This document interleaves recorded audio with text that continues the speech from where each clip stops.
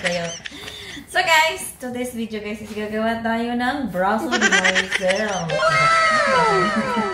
Roll cake lang yun guys kasi si Shamsa's favorite. Favorite ni Shamsa guys. So mayroon tayo dito guys, itlog. Ayan, sinapilit ko na yung itlog, ang egg white at saka egg yolk. So 6 pieces na itlog yung ating gamit kasi maliit lang yung ating itlog guys. Oh. Small lang siya. Pero kung malaki or medium large, 5 lang.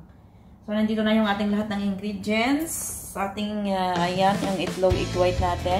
Sugar, flour, vanilla, and gatas. And syempre, ang ating white vinegar at ang ating oil, cooking oil natin.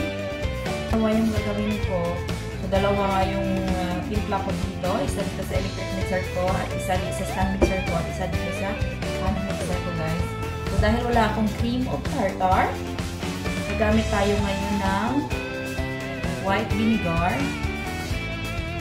Replacement lang. 1/2 teaspoon na white vinegar, guys. Okay? And then, on.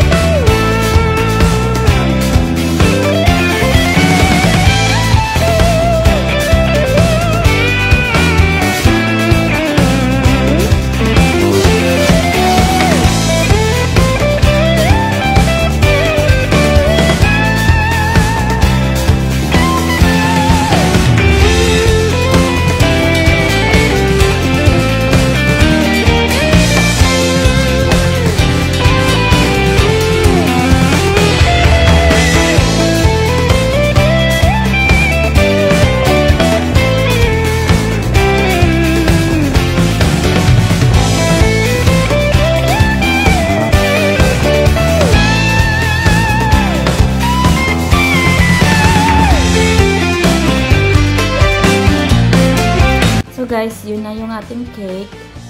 Malapit na siya matapos. Malapit na siya maluto pala. Charot. So, ayun guys. Luto na yung ating cake.